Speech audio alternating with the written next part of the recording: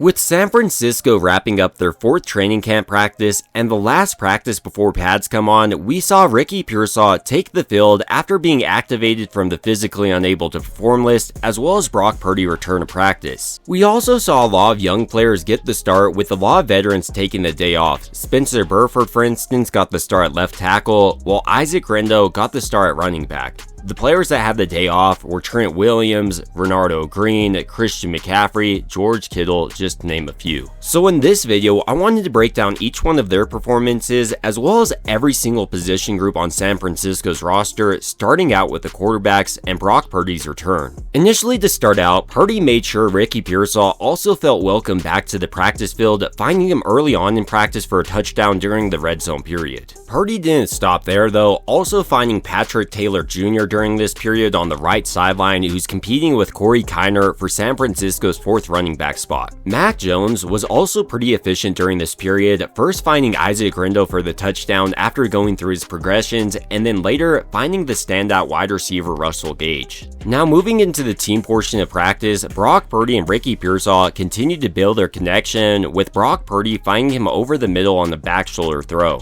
And overall, when you're looking at Purdy during this camp period and today's practice, the fact is, he's exactly what Kyle Shanahan needs out of a quarterback. He's efficient, takes exactly what the defense gives him, and when he's left with a big opportunity, every single time he'll take it. Not to be outdone though, Mac Jones continues to show off his pretty solid deep ball during this camp, hitting Isaiah Hodgins over the middle on a deep crosser. On top of that, he continues to look more comfortable in Kyle Shanahan's offense, and while he doesn't offer the same level of athleticism as Purdy, he's a solid backup. Meanwhile, San Francisco's second-year quarterback in Tanner Mordecai continues to show he needs to develop. I love his athleticism, but sometimes he telegraphs his throw, which leads to interceptions. Today, for instance, Ciaron Neal read him the entire time, jumped the route, picked him off, and ran it back. Now moving into San Francisco's running back room, San Francisco's number 2 back in Isaac Rendo had himself a pretty solid day, catching that touchdown pass we were talking about earlier. And overall, once he gets the ball in his hands, he's an extremely explosive back, running his 40-yard dash in 4.33 seconds. Patrick Taylor Jr. also had a solid day and might have outcompeted Corey Kiner just a little bit. Maybe my favorite rookie on the team though right now is Jordan James. Like these other backs, he has extremely solid hands, but when you turn on his college film, he's an extremely powerful back in a similar way Jordan Mason was for San Francisco. So once pads come on tomorrow, I think a lot more people will start talking about how impressive Jordan James looks as a back. Right now, he's already running so hard, so I can't wait to see how that carries over. Now though, moving into San Francisco's tight ends, George Kittle didn't participate today, so the players who have continued to impress me are Mason Pline, their second-year tight end, and their 3rd-year tight end in Braden Willis. Starting out with Willis, he looks a lot more refined in his routes he runs this year, and he's also been a true weapon in the passing game, catching several passes so far during this camp. Meanwhile, Pline has ideal size and has continued to develop from his rookie campaign. Arguably the most important group today though was the performances out of the wide receivers, with Ricky Pearsall finally returning to practice.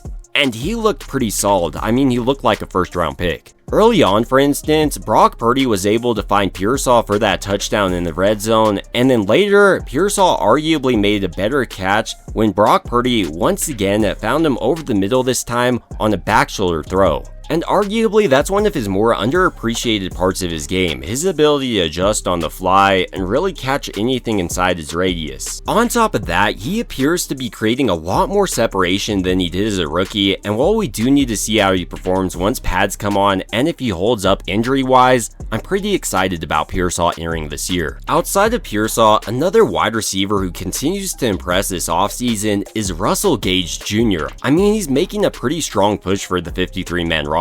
Today, for instance, he caught that touchdown for Mac Jones, and in previous practices, he's been a favorite target. Another wide receiver who had himself a pretty solid day is Isaiah Hodgins, who had a couple of catches on the day, with his most impressive being that deep crosser for Mac Jones. Maybe the wide receivers I'm most excited about heading into this year though are Jordan Watkins and Isaiah Nayer. Both offer prototypical speed and so far both have impressed me with their ability to create separation in this camp. Now moving into San Francisco's offensive line, with Trent Williams out, we saw Spencer Burford get the start there, as well as Nick Zakelj continue to start at the left guard spot. But maybe most importantly for San Francisco, entering this padded portion of practice tomorrow, Ben Bartch is starting to rehab on the sideline. He looks solid in his movements, and if San Francisco is able to get a healthy Ben Bartch for an entire season, and he performs the same way he did last year, they actually have an upgrade over Aaron Banks. With that being said, now we need to flip over to the other side of the line on the defensive line, the trenches there, and talk about the injury that happened. Taron Jackson went down and he needed to be taken off on a stretcher,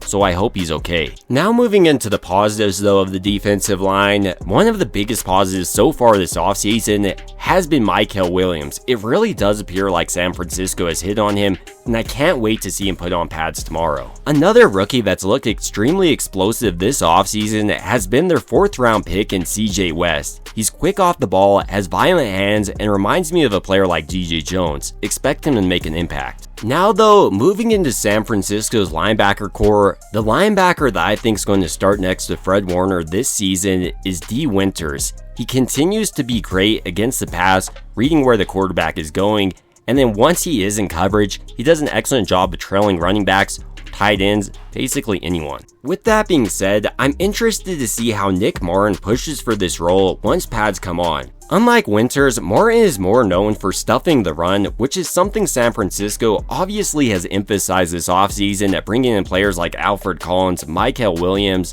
and him. Now though, moving into San Francisco's secondary, probably the biggest story here is Renardo Green's injury, as he missed practice today, and after practice, San Francisco worked out several cornerbacks. Outside of these tryouts and Green's injury though, the player who probably stood out the most was Ciaron Neal, who did a great job of reading Tanner Mordecai, picking off his pass and running it all the way back for a touchdown. I also continue to be impressed by Upton Stout, who continues to line up with the first team defense for San Francisco, and I honestly expect him to be San Francisco's starting nickel cornerback entering this year. Another rookie who's impressed is the undrafted Jacob Robinson now at BYU. He has a real chance to make San Francisco's 53-man roster as he continues to break up passes during this training camp. Now moving into one of the biggest battles on San Francisco's roster for the kicker spot, Greg Joseph outperformed Moody today, going 4 for 4 while Moody went 3 for 4. That miss for Moody also came in somewhat of a clutch situation, with Kyle Shanahan approaching him right before the kick, and there was also John Lynch standing right behind him for these kicks. For me, my biggest question for Moody has always been his ability to perform when a lot's put on his shoulder. Let's say he has to go out there and win the game.